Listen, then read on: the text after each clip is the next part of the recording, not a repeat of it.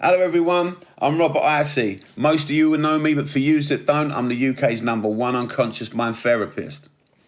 And welcome to the Mindkite Podcast.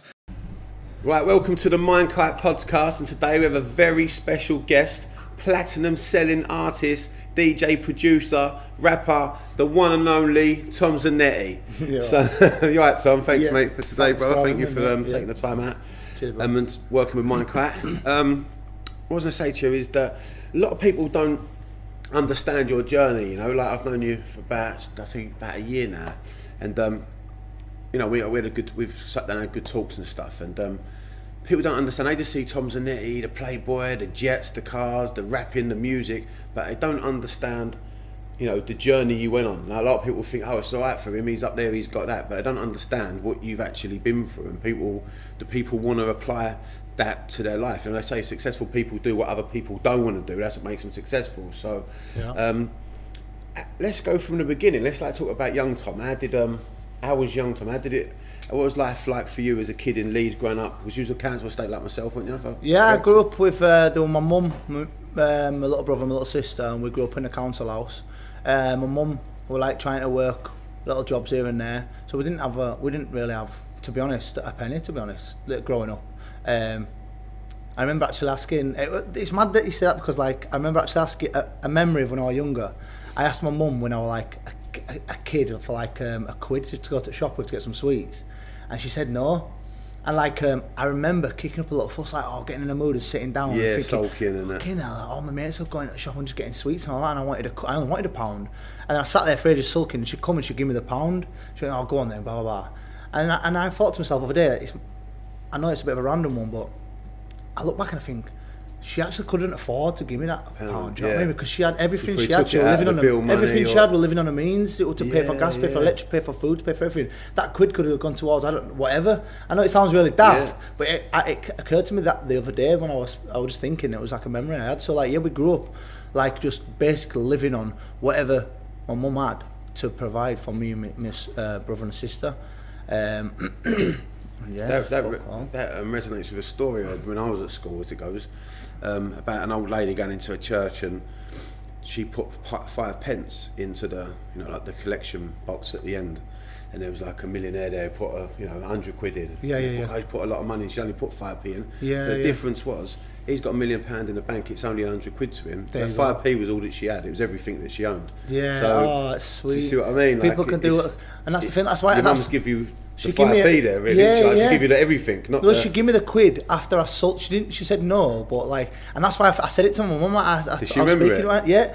She didn't even remember it. But I did, and I felt bad because I'm older now. And you understand. You're a dad now. You know. I realised, and especially with everything that's going on, and you know, trying to like, I've been trying to like cut back on expenditure because no one's earned fuck all this year. No one's earned anything. Blah blah blah. Certain aspects and I realise now, trying to like, rather than just throwing fucking money around, my mum really had to like go by me, and I felt bad, and I apologised to her. I said, "No, I feel like she went, what are you on about? You must have been, I don't know, 6 or something, whatever it was." But it's just mad. And so you grew up poor. So what was it like at school for you, like when you was like a teenager? What was you doing? How did the music thing come about? Because, you know, like I speak about visualizations a lot. The idea of this podcast is to teach people about visualizations, the reticular activating system, and how the mind works unconsciously with what successful people do. I mean, we spoke before, and you said, I remember you saying to me before something about when you was at school, you always had a vision in your head that you was going to be a rapper, or you thought you could be better than. Well, what it is like, I used to write poems when I was a kid. I used to always write rhymes and stuff like that. And then when I was at school, like primary school, I wrote a poem, and like it got like I had to say it in front of assembly. Teachers loved it and said, "Oh, it was really cool," and I got some sort of certificate for it. And it was just I used to just do. I used to write little stories and write little poems. And then as I got a bit older, my mum and my dad split up when I was like 4 or something. And then I didn't see him for a while. But my dad was always there, and he was a DJ. So my dad, but lived the life of Riley without always DJing and whatever, blah blah blah. But I always listened to like original like 90s music, and he used to take me to watch him set up for the day where he was DJing or at night and stuff like that. And as I started listening to bassline music, it was called, I just started like getting like rhyming over the top of that. So me and my pals used to sit in his bedroom and just put music on and just all start MCing and blah blah blah, and yeah, it just came. That's how it started, yeah. Kind of, yeah. Just like my my granddad, my mum's dad was Italian, so I used to listen to all old like, I don't know, Sinatra and Bocelli and all kind of different kinds of really cool like old Crooner music. Sort of stuff, My mum loved Motown, so I grew up on that side. And there's my dad's Irish, but he were a proper party boy when my dad was when I was younger. That's what I mean. He's always been there for us, but he used to do his thing. Do you know what I mean? So now that I'm older, I understand. But like, he was a DJ, so like I used to listen to the really cool like underground music that he used to play, and that's how it kind of came about. I used to just MC, and I got really good at it. Oh well, I got like, people said I was good at it. You know, I just used to do it for a laugh, and I ended up burning a CD in a studio. I made, I think, like 5 copies, and I give a copy to my mum, give a copy to my friend, copy to someone else, I can't remember, and then I kept a copy. This was like fucking when I was like 15, and at that point they want internet and Bluetooth and all that bollocks and iTunes and all that. It was CDs, and there used to be a market in Leeds where you could buy underground music tracks, so all DJs that used to play house music or stuff that you couldn't get in HMV at the time, you'd get from this market stall, and it was like a really cool place. Everyone used to go on a weekend, like the black market, and it was like black market music where you could get the underground music and get played in the clubs, or the DJs were playing. So like, someone had burnt I'd give him a copy to my friend, he'd give a copy to his friend. They started burning them and selling them at school. This CD had got around, ended up getting to the market, the Leeds market. I didn't even know. People bootlegging your music. People were bootlegging and selling it and making loads of money, but it was growing my brand. I didn't even know me. I just did it for a laugh, and with my pals just used to like smoke weed and piss around and whatever. And then everyone would say, the guys at the market, I was walking through one day to come to buy a CD, thinking what we're on, and saying, "Oh, Tom Zanetti," I'm like, what? Yeah, they went, "Your CD's the best-selling CD." I'm like, "What do you mean?" And they're like, "It's been the best-selling CD for like a year." And I was only like 15, and there's all these sick DJs. I used to buy all the music, and all the tunes out. And mine was just selling and selling. So like, after that, I started getting a bit of a name in Leeds, and then I started throwing parties. When I was 17, I threw my first party at a club in Leeds. I wasn't even old enough to get in the club, but it sold out. So like, I started doing that every Thursday, and then it went from there to throwing big events, and then getting clubs and blah blah blah and other stuff like that.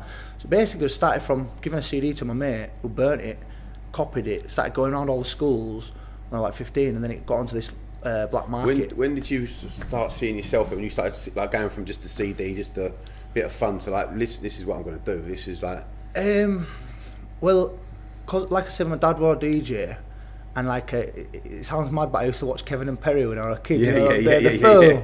And I used to see him, and I had a set of decks in my bedroom, and my mum got me like a cage torchlight what you put on your head. I used to sit in bedroom with my brother, just DJing with fucking torch on my head, thinking, and I just thought, fuck me, this is what I want to be, like Eyeball Paul, I want to be DJing and all that, do you know what I mean? And I just used to think, this is what I want to do, I want to make music. And then Eminem came out around that time. His stuff started coming out.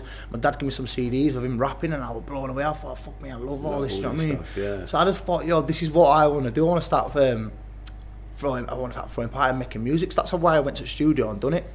I didn't take it seriously. But then like, I had a son when I was 16, and like by the time before I had my son, like I said, I used to hang around with like on my estate, or quite a rough estate. But I always got on with all older lads, so I was 13, hanging around with like 18-year-olds and even 23-year-old like fucking divs who used to hang around at the estate selling gear or pissing around or causing trouble. And like, I was only 13, so I used to like, I started like being a bit naughty myself, doing stuff and like getting arrested for silly stuff, and I don't know what I'm allowed to say on here, but just doing daft stuff. I started trying to make my own money on the side, doing certain things and blah blah blah. So when I was like 15, and then music would go. It's the only people. I said this when I grew up on the council estate. Most kids just want to be a gangster because the only people with money, your mum and dad's got fuck all. Your pals, mum and dads, if they're together, have got fuck all. The only people in the state that got any money is the drug dealers or the armed robbers, and they got all the girls, all the cars, all the clobber. And you think, well, that's what. And I was getting wrapped up in I was getting wrapped up in quite a lot of bad stuff, and I was getting arrested quite often, and 3-day lockdowns, were having to wait for court on a Monday. And like, I was only young, do you know what I mean? Like, and I was selling drugs at like a young age, and I was like 15. Because I had this CD out, and people thought this Tom Zanetti, and like I was rapping about robbing cars and rapping about doing all sorts of mad stuff. And I guess I thought I was a bit of a, I don't know, I was only 15, I thought I was a bit of a boy, so that's what I started doing. Then I found out I was having a son at an early age. and it was getting a bit mad. I was making money doing these really risky stuff, and I thought, just fuck this, I'm just going to knock it on the head. And I did, and then I started looking for jobs. I got kicked out of school when I was 15, and I found out I had a son coming when I was 16. So I just thought, I've got to just... That's mad, isn't it? When you look back now, when you're an adult, now, you think, I mean, my son's 16. 13 now, he's 14 next week. And like, the way I was when I was 13, if I ever even found out he was doing like a tiny bit of the stuff that I was doing, I'd be break my heart. I couldn't believe, like, looking back, me as a young lad, what I was doing and what I was taking and what I was around and involved in. I think, fuck me, that one. Luckily, my little boy's not like that. He must have seen who I am now and what I've done and know my story. And he just thinks that he's really sensible and really focused, and he just loves football, and he doesn't get involved with anything like that. And I'm absolutely, thank God, every day, because I don't know how my mum coped with me. Do you know what I mean? And it's mad because, if you don't mind me mentioning, his mother passed away as a young age as well, wasn't it? So it wasn't his mum. Deacon's mum was a girl I was seeing when I was like 15. She fell pregnant at 16. When Deacon was born, I took Deacon on. She wasn't really.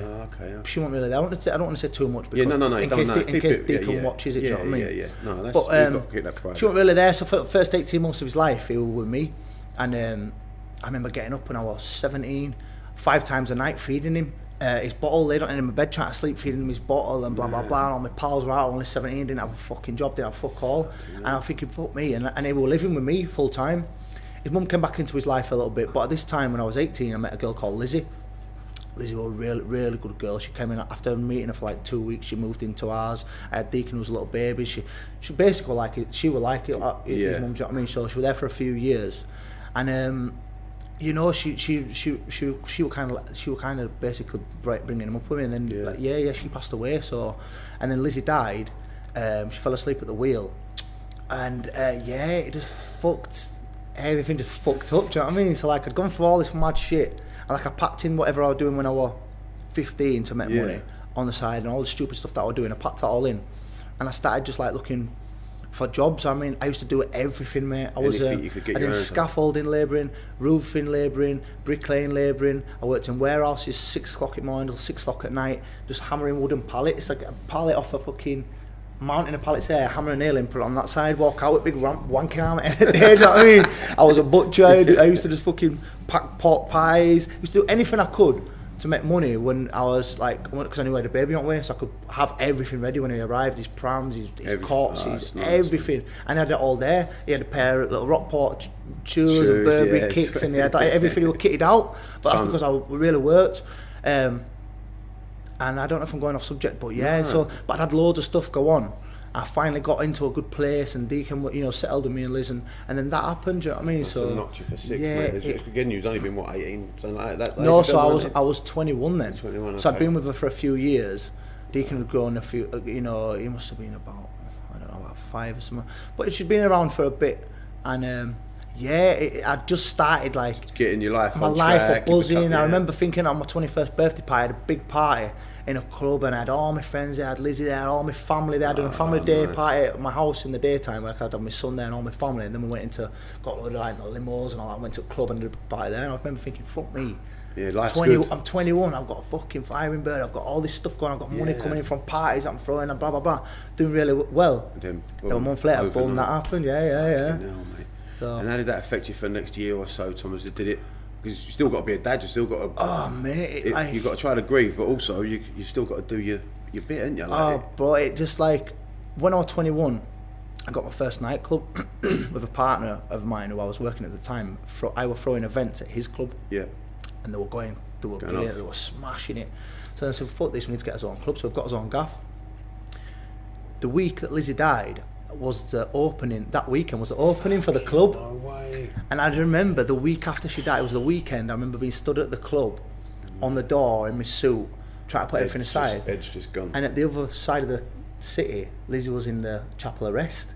And I'm stood at a club thinking, what the fuck's going on? And I've got girls coming up to me saying, because I was in the suit, thinking, have you got a girlfriend and all that? And I remember like walking away just like crying, thinking, have I got a girlfriend? I don't know. And I'm getting goosebumps now thinking about it. Like, girls have come up to me and I'm trying to put a face on, for this new club that I've been promoting for ages, but at the same time my girlfriend's laid in Chapel restaurant corner. So I just went and I said to my partner, I said, do you know what, I can't do this. I really can't be in this environment. It's understandable, isn't it? So I just fucked it off. That was my first club. I ended up fucking it off, losing loads of dough as well. And then after that, I got into, because I was still throwing parties and I was still in that environment. Through a week I was fucked. I had me and Deacon and I was just in a bad way with it, like with what had happened. And then in a weekend I'd go to my parties and I'd just get off my nut and I'd just party all weekend. And that was I know it sounds cliche and it sounds like a bit thingy, that was the only kind of escape. Once I got steaming or get out of reality, innit? Then I wasn't in there anymore. Yeah. But then I'd come home and I'd do 10 times worse. And I'd be laid all week like in bits trying to, but I had my son, so I could never cry in front of him. I could never be upset in front of Deacon. I'd always be trying to be lively in front of him. I remember he'd walk out of the room and I'd be like, oh my God, what's going on? So for a couple of years after that, I was still working. I was in clubs every weekend, partying like a fucking madman. At the same time I was trying to juggle the grief, same time I was trying to juggle my son, same time I was trying to work a business.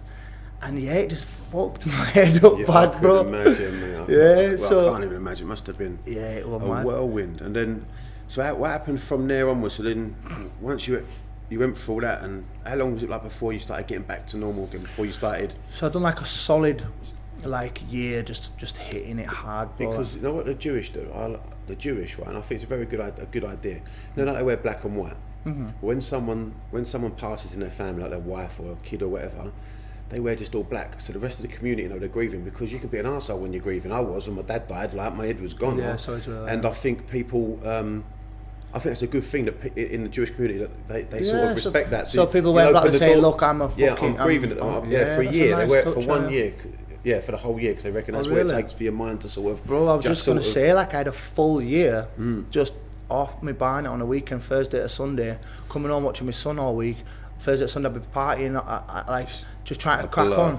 And it was just like mad. And then it come to New Year's Day, I had my last like blowout. And you're still only 21, innit? I was only 21. You've been through it. I mean, people don't go through that in their life nearly ever, let alone like even 21 years old. But looking back now, like looking at young Tom, like at 21, like all that shit before, we having a son, and then he's having myself, and then the stuff that I used to do before that, and then going through kicked out of school and blah blah blah, and then it is all like it's mad. So I wouldn't want to wish it upon anybody. Do you know what I mean? And then from there, you moved into the music scene. Did that take off you around that time a bit more after, like a few years? So what it is, I started like, so when I was throwing parties from being 17. After I made the CD, it started going off in the market. I got a bit of a name for myself. Started throwing a party. When I was 17, did I mention this? I threw my first party in a club when I was 17. Yeah. And I started going from there. And then I started throwing. I made a company called Sleeping is Cheating, because we used to throw parties all night. Basically, it started at 12 o'clock at night until 9 o'clock next morning. And then we're doing after party that went on all day in the daytime. And they were doing really well. So then it went from there. I had a night called Insomnia. Insomnia won the award for the best night in Leeds. It was brilliant. We had massive DJs. We had like Basement Jacks. I had at the time. Oh, brilliant. What else did we have? We had Faithless performing Insomnia live, because the party was called Insomnia, so I can't get no sleep. Tearing off your tights with my teeth. Yeah, that's the one, bro. And it was brilliant. So then I was just making music as like a bit of fun, throwing music out and throwing big parties and festivals. A few years after, I made a song called Darling with Lorenzo. It was a good friend of mine, a massive DJ. He lives in LA now. He's doing really well. I made a song called Darling, and DJ Target heard it. It had been circulating for years on scene already. He played it on Radio 1. And next day he rang me and he said, Tom, that was the biggest like response I've had for a song ever. Serious? Like, I want to get you signed. Blah blah blah. My manager Gov had come to one of my festivals, who put the song to Target, who played it on radio. Then he rang Gov and said, we need to sign this guy, the song's fucking gone on. So I was like, yeah, fuck it, have it, bro. I said, just have it, I'm not even out, let's get it signed up. That's all buzzing. But I was already doing my own thing. I was sweet anyway. I just thought, yeah, get it out. So we put that out, Darling. That done really well. I think it got fucking, it done really well anyway. Then we put You Want Me Out, that's done really well. That's a tune, isn't it? And like, yeah, these are all old songs that I'd had out for years, and I just signed and put them to mainstream. You've got to give me a little line.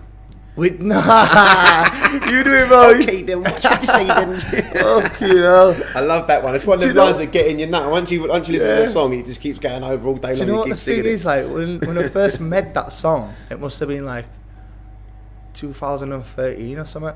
And like it was actually quite a cool song. That's a you know what I mean? Yeah, when it came out in the scene up north and stuff, and going down south, it was going all around UK. Everywhere. But it was like an underground, cool, really cool song. And then like it come out, and then it went nationwide, and then even like globally, everywhere. Yeah. And then like now I hear it. I'm like, fucking hell.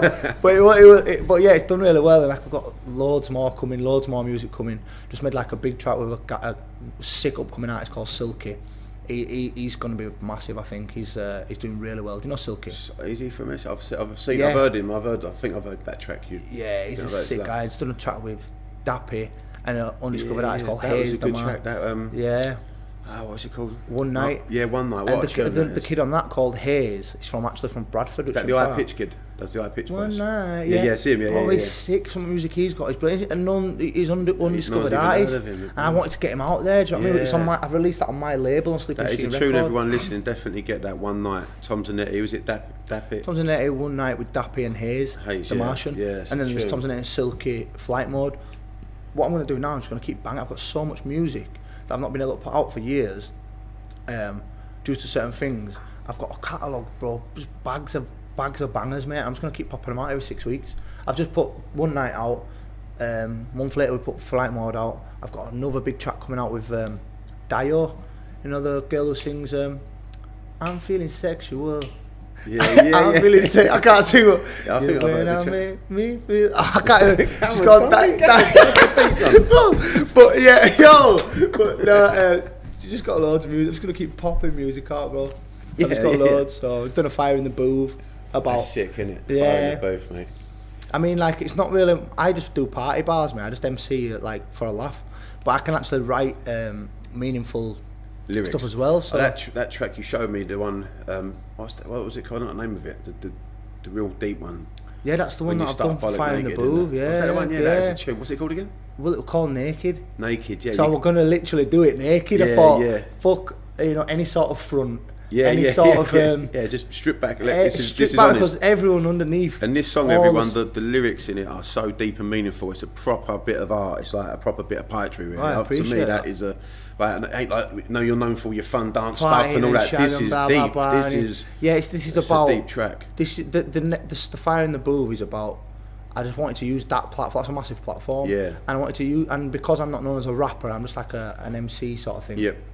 I wanted to use that platform to put a message out there. Yeah. Do you know what I mean? To show kind of what I've been through and like what a lot of other people will be going millions of other people are going through, mental illness, mental anxieties and griefs and bad shit. Do you know what I mean? We ain't even halfway through your story. Like you lost a club, didn't you? You know, you had your club, didn't you? You said after all you've been through with your ex-partner and bringing the kid up and doing all this stuff on your own, you then lost a restaurant as well, didn't you? So I fucked the club off when I was 21, and then things were going well, blah blah blah. I had all that shit on as a side, but I still kept going with music and events and stuff like that.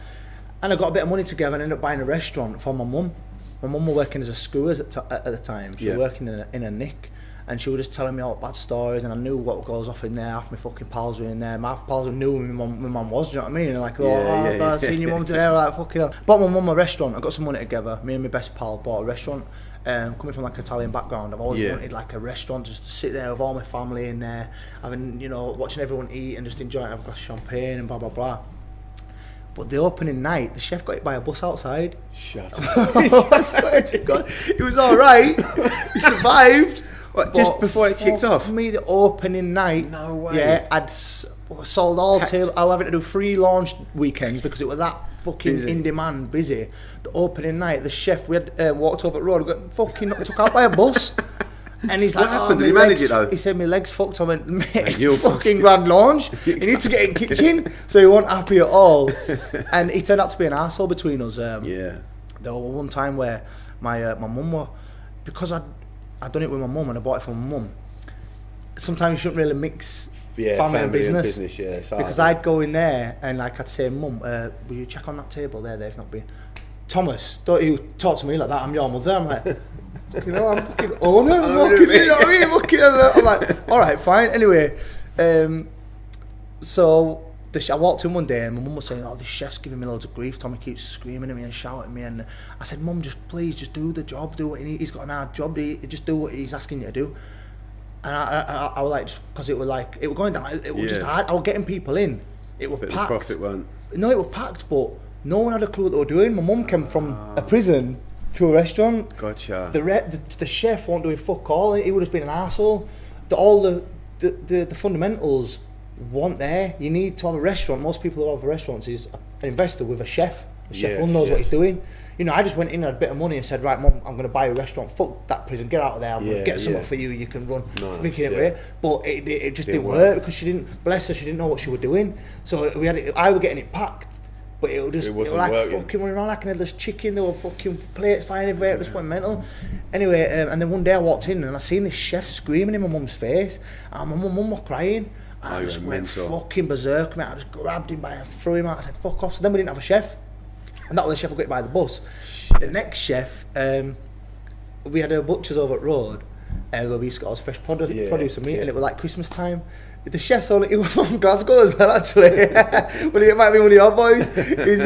He's gone to butcher's, ordered like 50 turkeys on the tick, on the mace or on credit. No. He was a local pub and then fucked off and didn't turn up for Christmas. So I'm like, I haven't got a chef. The fucking place. Then we managed to get someone else in to come on New Year's Eve. The toilets have both started overflowing. I had to clear everyone out. So basically, the restaurant was a fucking tits up, mate. I had to get rid of it, and it's cost me fucking everything. And it's cost me a bomb, mate. I had to sell my car, sell my house, just to pay it off. Yeah, I had me and my son went to go live at my dad's in a spare room, and I remember at Christmas after it all kicked off, I remember being my son on a blow up bed at Christmas. I'm in a spare room, and my dad's thinking, "Now the what fuck is he going to I got fuck all." Selling artists, smashed it. Yeah. I had a restaurant at that point. I'd not got the you didn't get the platinum. No, but I was doing all right for myself. Good, and it had just gone tits up. I remember my little boy and my dad. You know, I love my dad. I worked with my dad. So you've gone through everything. Having a big bad boy restaurant to a nice car and a house and blah blah. And then I'm fucking laid there at Christmas, thinking, "What the fuck's going on?" Lost everything, and I'd fallen out with my mum at the time, even though I adore my mum, just because there was so much clashing within the business and the thing. So you know what I mean? What happened then? How did you go from starting again? Because I love these stories. Where did you? So then I had to start again. What was the next vision you had? What was the next? So then, basically, I just started doing what I was doing. I'd lost all my money. I just started throwing more parties, watching what I was doing, staying fresh and focused, and just putting my money away. So then I could then I bought a little apartment for me and Deacon, somewhere we could get out of my dad's. I mean, I loved it at my dad's at the time. Thank God he took us in because my dad's fucking hilarious, mate. Him and his wife just looked after us. They were bringing breakfast every morning. He's a bit of a chap, and he's got that book. What's the book? It's called 9 Foot Tall. Yeah, that's it. Yeah, he's a right. He's just a not. He's just a funny. 9 Foot Tall. Everyone, it's a great book. Definitely get it. Yeah, you need to read. Tom Zanetti's dad. It's sick. Yeah, it's fucking very good. It's going to be a film. That I've been to LA. I've been speaking to all different directors and Netflix. So I've sent it to Idris Elba's team. Idris is a DJ. Me and him have been speaking quite frequently on WhatsApp and stuff. I sent it to him, and his team love it and blah blah blah. Martin Ford, who's in the next Fast and Furious, is a really good friend of mine. He's in a lot of big films. I've sent it to all these people. Terry Stone, Tony Tucker. I sent it to. I'm just really. I want that to be a film. 9 Foot Tall. It's such a good book. It's about growing up in the 90s and the noughties, being a DJ, and being in all little dodgy things and blah blah blah. So it's off the subject, but yeah, read 9 Foot Tall. It's going to be a film, and it's fucking it's belting. Where was I? So I was. Your dad, you said you. So I started throwing more parties and just getting made into work, living by my means. Got myself a little gaff to stay in until I got my money right. Started working fucking every hour again to try and get everything up to scratch. I managed to do it, and then I bought. Then I writ off that fucking Ferrari, didn't I? No, what happened now? How much you lose on that one? A fortune? Oh, bro. So we were DJing for Conor McGregor's after party in Manchester, and it was a really good night. It's like a proper rock star thing. Like I remember, that same night I was DJing for Conor McGregor, but then I also had to DJ in Ministry of Sound in London. So, and because there were no trains on, and because of the time space, I had to get a private jet. So we partied all night at Conor McGregor's gaff. They've got the jet straight to Ministry of Sound, set it off in London, got the jet back to Manchester. Come the next day, I had my pal's Ferrari, brand new Berlinetta. F12 Berlinetta. It only had a fucking 1,000 miles on the clock. It was, I think there was only 20 of them made. And I'm driving back. I'd been asleep. I didn't want to driving, or I wasn't driving like a dickhead. Yeah. I wasn't used to driving this car, and this car like a fucking dragster, mate. I put my foot down to go. As I was taking it back to him, it spun out, hit a curb, gone to the other side, flipped over, and I ended up doing it I just remember in slow motion. Like, I put my head down, I had Birdie cow me at the same time, I grabbed her, put her head down, I knew it was going to flip, so like, it's gone like slow motion, but as it's gone slow motion, I've seen all the dollar signs, I'm like, nah! So we skidded like 50 feet, smoke started coming out of bonnet. So how'd you make that call? Bro, so this is what I'm saying, so I've jumped out, I've managed, the roof crushed in, I've checked she was alright, I've booted the door off, ran round to pull her out, and then I just rang my pal, and my pal's like a proper bit of a boy, in his, it was his car, and I said, look, I've just wrote your car off. And he went, fuck off, Tom, stop messing around. I went, no, honestly, it's on its roof, I've just wrote your car off, mate. And he went, right, I'm in a meeting, I'll call you back. So I went, alright, no problem. And yeah, I just had to pay off because it was, it cost 300 grand, bro. So I managed to get myself, to a good place again. In the back end. And literally, I wasn't even driving like a dick, I slipped on some oil. That was it? Oil, because it was so powerful. Yeah, they just spin the back to you. Oh, bro, it's just got so... bags, car, mate. Yeah, but I had to give everything up again. That was it. I had to give all my money away. Luckily, I bought a house. I bought myself a little car. So I bought a house for me and Deacon. Bought myself a little car, and then I had to pay that off. Yeah. And then I had to live without no means. I had to live without no money again. Graft it again. I had to graft it again, bro. And I'd done like 250 shows. Just like DJing and performances, different country nearly every night. I was taking my son on tour with me, all these different places, just getting the money in to pay it all off. And like, that's how I bought the house, the car, paid that off, and I had a bit of money to live alright with. Do you know what I mean? Lovely. So, so how'd you find? What's it like now being Tom Zanetti at the minute? After all that experience, what's it like now? What's your visions now? How do you keep it all together now? Because your boy seem like your best mates. He's a lot older now, so it must be a bit easier for you. I love my boy to bits. He's always been really good, just chill. Yeah. He's like my son is what's kept me going, mate, through all this mad stuff. Just kept back from when I was 21 and I lost Liz to any other mad stuff that I've had. It's always been my boy. I've always looked and thought, you know what, it's his crack on for him, yeah. Because he's there. You know what I mean? He's a young, little, innocent kid who is so lovely, so mate. You had no choice but to have a vision to move on, did you? Just crack on, bro. I just always thought, do you know what? I feel like no matter what's going on, it could be the worst of the worst, which I feel like being through it. Yeah. You've just got to think, do you know what it is? There's a way out of this. I just need to get up in the morning.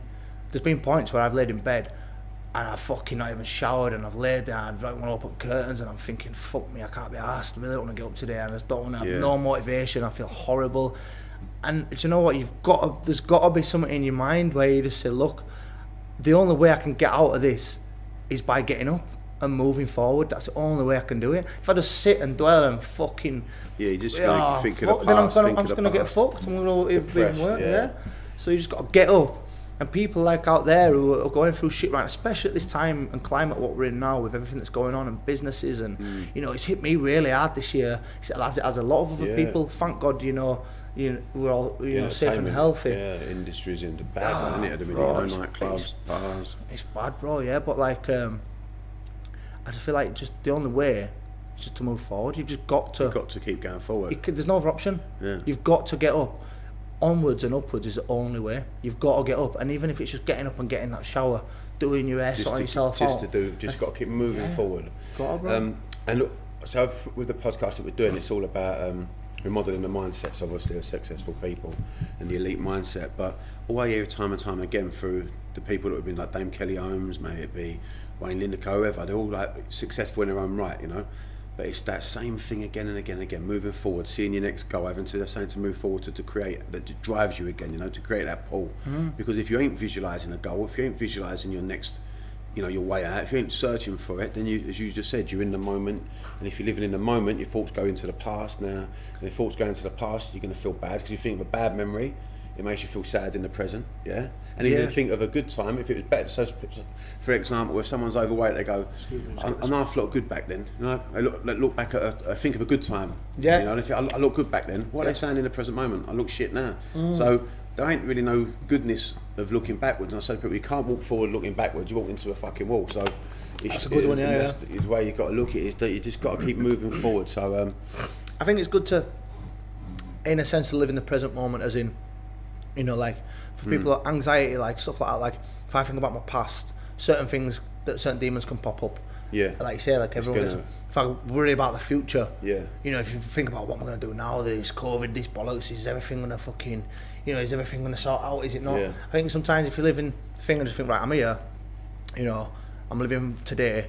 Every day above ground's a good day. Just keep moving. Just keep on it. Keep moving. I think that's, but what you're saying, I totally get, and I think that's brilliant. Like if you look back and compare yourself, yeah. But then you make yourself sad now. Yeah. You've got to look forward and think, right, okay, that's well, where I'm going to be next. This is where I'm at now. Well, where do I want to be? That's it. Well, how am I going to make it happen so I can be a better version of myself, or get myself out of this rut, or do what I want to achieve? And it's a lifetime thing. You don't stop. People think you don't just do it once and you stop. You got to keep this. We've got to keep evolving. You know, the minute you stop moving, you're starting to die. So you've got to keep creating these new platforms for your life. You know, these new levels of who you're going to be, and goals, goals, strengthening your mind. You know, learn to live at peace with yourself. You know, there you go. Yeah.